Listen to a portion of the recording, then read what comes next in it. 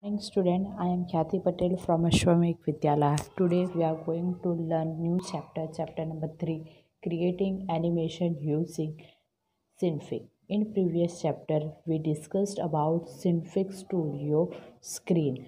Now in this chapter we are going to start with how to create animation in Synfig. We have already learned the definition of animation. Animation means a visual change over time. What is animation? Animation means a visual change over time. It is called animation. Now, the images used in animation can be first created and then displayed in a sequence. The images used in animation can be first created and then displayed in sequence. This type of animation is known as frame by frame animation. Frame by frame animation. In the frame by frame animation, images used in animation can be first created and then displayed in a sequence. Frames are defined as per the length of time. This method of animation is very slow and tedious, and it also requires lot of time and resource. This frame by frame animation method is slow and tedious, and it also requires lot of time and sources. The another simple way to create animation is using keyframe. A keyframe is a frame in which we define a change to an object's properties. Using the keyframe, you need to specify only the first position and the last position of the object. The in-between frames are automatically understood by the software. So this type of animation is very simple compared to your frame by frame animation. And the series of frame used in keyframe animation is automatically drawn, and this type of effect is known as twinning. This type of effect is known as twinning. What is twinning? Twinning is an action which calculates the number of frame between the keyframe. Twinning क्या है? तो it is one type of action. वो एक action है जो first position और last position के बीच में जितने भी फ्रेम्स आती है वो फ्रेम्स को ऑटोमेटिकली कैलकुलेट कर लेती है, और इस इफ़ेक्ट को क्या बोलते हैं? ट्विनिंग बोलते हैं. और ये की फ्रेम टाइप का जो एनिमेशन है उसका दूसरा नेम है सेल एनिमेशन. उसे क्या बोलते हैं? सेल एनिमेशन भी बोलते हैं. The other type of computer animation is known as kinematics. It is the study of movement and motion of objects that have joints such as walking man, etc. In some animals we can use effect known as morphing. The effect is known as morphing where in the image transforms into another. इस kinematics के अंदर आप लोग जो animation बनाते हो kinematics type के अंदर, उसके अंदर आप लोगों की जो इमेज बनती है उस इफ़ेक्ट को क्या बोलते हैं? मॉर्फिंग बोलते हैं. जिसके अंदर आपकी इमेज पहले कुछ और होती है, बाद में वो इमेज किसी और इमेज के अंदर ट्रांसलेट हो जाती है, ट्रांसफॉर्म हो जाती है, तो उसे आप लोग मॉर्फिंग बोलोगे. फॉर एग्ज़ाम्पल, पहले ये किसी पर्सन का फेस कुछ और रहता है और बाद में कुछ टाइम के बाद वो फेस चेंज होके किसी और का आ जाता है, तो इस चीज़ को आप लोग क्या बोलोगे? मॉर्फिंग बोलोगे. So this are the different types of animation: frame by frame animation, key frame animation and kinematics. ठीक है. Now, next topic is creating an animation. अब आप लोगों को एनिमेशन कैसे क्रिएट करना है उसकी प्रोसेस दिखाई गई है। सबसे पहले आपको सिनफिक स्टूडियो को ओपन करना है। सिनफिक स्टूडियो को ओपन करोगे तो आपके पास सिनफिक की स्क्रीन आ जाएगी। उस स्क्रीन के अंदर सबसे पहले जो आपका कैरेट बटन है, उस कैरेट में से आपको ऑप्शन सिलेक्ट करना है एडिट, और एडिट में से आपको ऑप्शन सिलेक्ट करना है प्रॉपर्टीज़।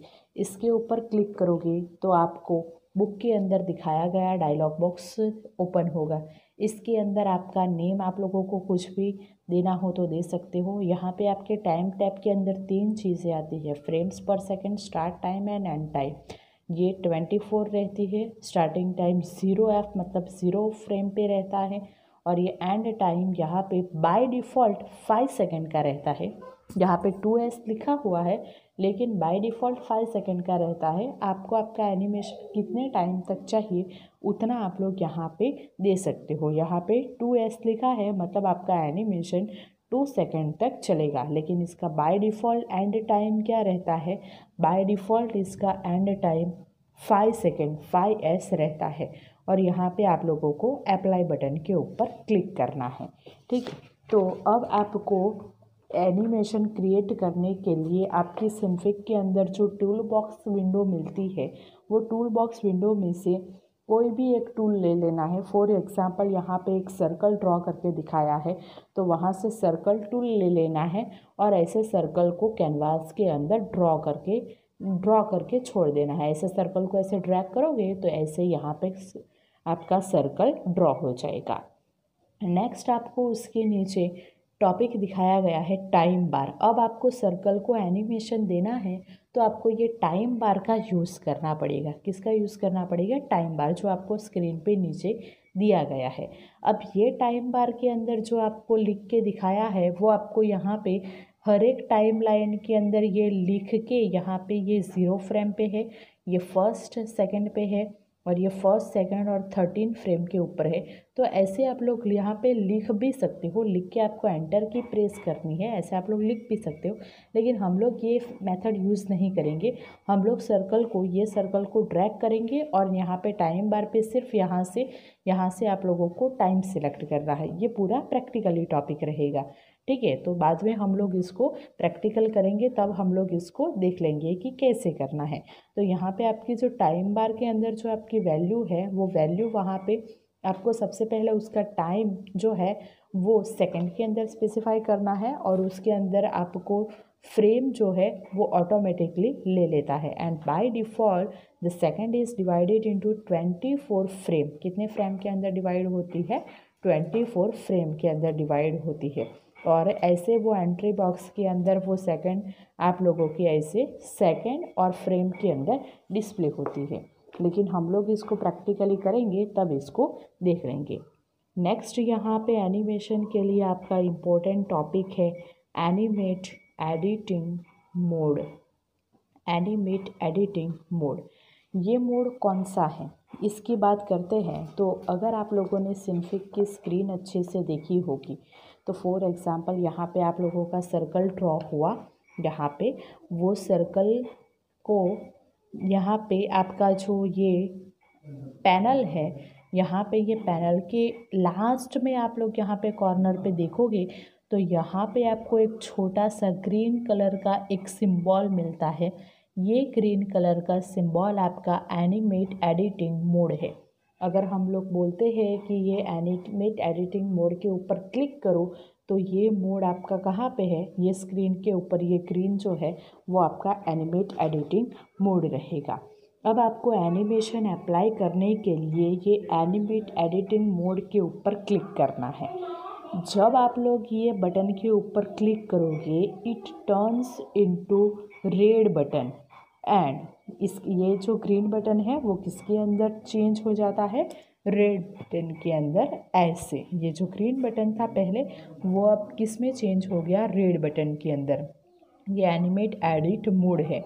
और ये जो आप लोगों का कैनवास है, ये पूरे कैनवास के आउटसाइड में रेड कलर की लाइन आ जाती है। क्या लाइन आ जाती है, रेड कलर की आउटलाइन आ जाती है और ये कलर ग्रीन से रेड हो जाता है। This means that now the animate editing mode is active and any changes made will have effect on the animation. ठीक है, अब इसका मतलब क्या है, अब आपका एनिमेट एडिटिंग मोड एक्टिव हो गया है और अब आप लोग एनिमेशन दे सकते हो। तो एनिमेशन कैसे देना है, तो ट्रांसफॉर्म टूल का यूज़ करना है।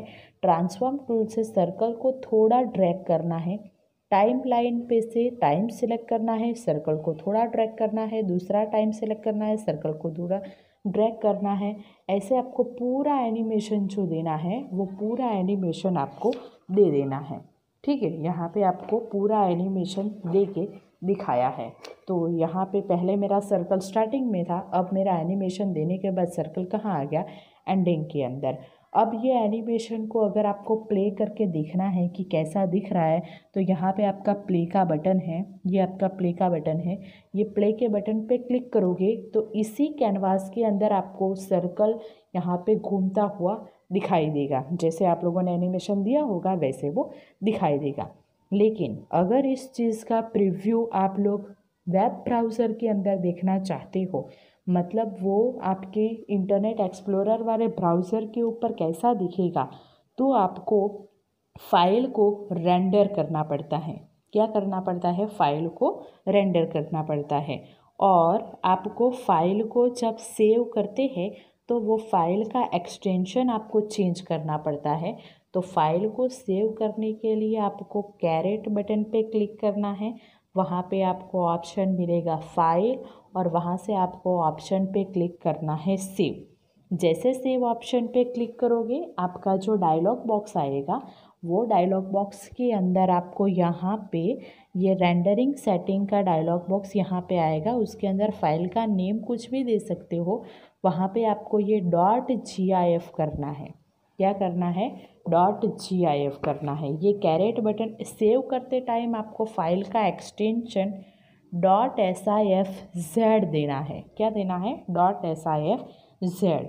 और बाद में आपको फाइल को रेंडर करना है। रेंडर कैसे करना है, कैरेट पे करना है। अगेन आपको सेम टॉपिक पे कैरेट पे क्लिक करोगे, वहाँ पे अगेन आपका टॉपिक मिलेगा फाइल और वहाँ पे आपका ऑप्शन आएगा रेंडर।